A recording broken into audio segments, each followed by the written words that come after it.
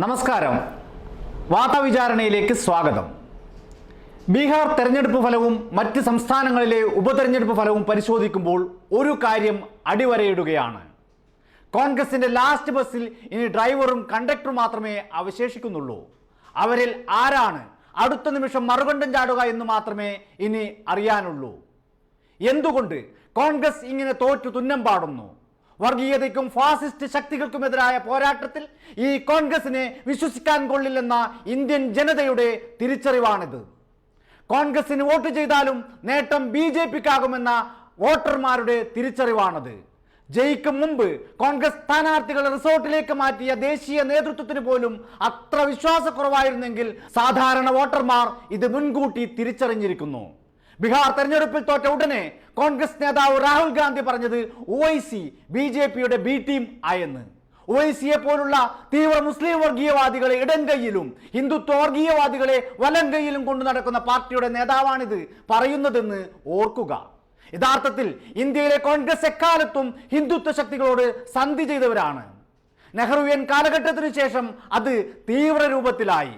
അങ്ങനെ പോയി BJPയിലേക്കുള്ള വെറും റിക്രൂട്ടിംഗ് പാർട്ടിയായി കോൺഗ്രസ് അധപ്പതിച്ചിരിക്കുന്നു. ആ കോൺഗ്രസ് ആണ് BJPയുടെ B ടീം എന്ന് ബീഹാറിനൊപ്പം ഉപതെരഞ്ഞെടുപ്പ് നടന്ന മറ്റ് സംസ്ഥാനങ്ങളുടെ ഫലവും അടിവരയിടുന്നു. ആദ്യം മധ്യപ്രദേശ് എടുക്കാം. മധ്യപ്രദേശിൽ 15 വർഷത്തെ ഇടവേളയ്ക്ക് ശേഷമാണ് 2018 114 സീറ്റ് നേടി കോൺഗ്രസ് അധികാരത്തിലെത്തിയത്. 2020 ആകുമ്പോഴേക്കും 25 കോൺഗ്രസ് MLA-മാർ BJPയിലേക്ക് ചേക്കേറി. കോൺഗ്രസ് ഭരണം നിലംപൊത്തി. BJP അധികാരം പിടിച്ചെടുത്തു. കോൺഗ്രസ് വിട്ട് BJPയിലെത്തിയ ഈ 25 MLA-മാരെയും BJP ഉപതെരഞ്ഞെടുപ്പിൽ സ്ഥാനാർത്ഥികളാക്കി.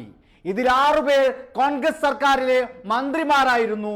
ഇവർക്ക് BJP മന്ത്രിസഭയിലും സ്ഥാനം കിട്ടി. ഈ 28 സീറ്റുകളിലേക്ക് നടന്ന ഉപതെരഞ്ഞെടുപ്പിൽ 19 എണ്ണവും BJP നേടി. ഗുജറാത്തിലും സ്ഥിതി വ്യത്യസ്തമല്ല. ഈ വർഷം ആദ്യം നടന്ന രാജ്യസഭാ തെരഞ്ഞെടുപ്പിനോടനുബന്ധിച്ച് 8 കോൺഗ്രസ് MLA-മാരെ BJP രാജിവെപ്പിച്ചു. ഇതേ തുടർന്ന് 3 പേരെ രാജ്യസഭയിലേക്ക് എത്തിക്കാൻ കഴിഞ്ഞു BJPക്ക്. ഇപ്പോഴിതാ 8ഇടത്തും BJP ജയിച്ചു. 5 കോൺഗ്രസ് MLA-മാർ കാലുമാറി BJPയിൽ ചേർന്ന മണിപ്പൂരിൽ 4ഇടത്തും BJP ജയിച്ചു. ഗോവയിലും കർണാടകത്തിലും ഉൾപ്പെടെ മറ്റെല്ലായിടത്തും ഈ കോൺഗ്രസ് രൂപാന്തര പ്രതിഭാസമാണ് നാം കണ്ടത്. ഇങ്ങനെ ഒരു പാർട്ടിയെ മതനിരപേക്ഷ വിശ്വാസികളും ന്യൂനപക്ഷങ്ങളും എങ്ങനെ വിശ്വാസത്തിലെടുക്കും? അതാണ് ബീഹാറിലെ വോട്ടർമാർ പ്രകടിപ്പിച്ച വികാരം. അത് മുമ്പേ തിരിച്ചറിഞ്ഞവരാണ് ബീഹാറിലെ വോട്ടർമാർ. കോൺഗ്രസിന് വോട്ട് ചെയ്താൽ അവർ അത് തൂക്കി വിൽക്കുമെന്നും നേട്ടം BJPക്കായിരിക്കുമെന്നും അവർ മുൻകൂട്ടി വിലയിരുത്തിയിരിക്കുന്നു. RJDയോട് വിലപേശി വാങ്ങിയ 70 സീറ്റിൽ വെറും 19ഇടത്താണ് അവർ ജയിച്ചത്. കഴിഞ്ഞ തവണത്തെ പോലെ കോൺഗ്രസിന് 45 സീറ്റ് മാത്രമേ കൊടുത്തുള്ളൂവെങ്കിൽ ബീഹാറിലെ തെരഞ്ഞെടുപ്പ് ഫലം മറ്റൊന്നായേനെ. ഇപ്പോഴും ഇഞ്ചോടിഞ്ചാണ് പോരാട്ടം. അതുകൊണ്ട് തന്നെ ജയിച്ച ഈ 19 എണ്ണത്തിൽ എത്ര എണ്ണം അടുത്ത നിമിഷം NDAയിൽ ചേക്കേറുമെന്നും അതീവ ഉത്കണ്ഠയോടെയാണ് രാജ്യം ഉറ്റുനോക്കുന്നത്. എവിടെ ഇടതുപക്ഷം എന്ന് ചോദിക്കുന്ന കേരളത്തിലെ കോൺഗ്രസുകാരെ വെറും 28 സീറ്റിൽ മത്സരിച്ച ഇടതുപക്ഷം ബീഹാറിൽ 16 സീറ്റും നേടിയിരിക്കുന്നു. അതും ഉജ്ജ്വല ഭൂരിപക്ഷത്തോടെ.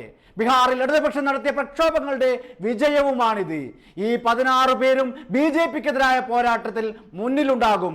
അല്ലാതെ കോൺഗ്രസുകാരെ പോലെ അങ്ങോട്ടുള്ള ചൂണ്ടയുടെ ഇരകൾ അല്ലെന്നും ഓർക്കുക. കേരളത്തിലാണല്ലോ അടുത്ത ഊഴം. രാഹുൽ ഗാന്ധി BJPയുടെ B ടീം എന്ന് വിശേഷിപ്പിച്ച ഒവൈസിയുടെ മറുപതിപ്പായ ജമാഅത്തെ ഇസ്ലാമിയും SDPയുമാണ് ഇവിടെ കോൺഗ്രസിന്റെ ഒരു വശത്ത് കൈകോർത്തു നിൽക്കുന്നത്. മറുവശത്ത് കോൺഗ്രസിന്റെ A ടീമായ BJP തന്നെ കൂടെയുണ്ട്. സുരേന്ദ്രനും ചെന്നിത്തലയും ഒക്കെ ചെങ്ങായിമാരാണ്. ബീഹാറിന്റെയും മധ്യപ്രദേശിന്റെയും ഗുജറാത്തിന്റെയും തെരഞ്ഞെടുപ്പ് ഫല പശ്ചാത്തലത്തിലെങ്കിലും കേരളത്തിലെ കോൺഗ്രസ് നേതൃത്വം കണ്ണു തുറക്കുമോ? ദയവായി അങ്ങനെ ചിന്തിക്കുന്നത് തന്നെ രാഷ്ട്രീയ മണ്ടത്തരമായി കാണണം.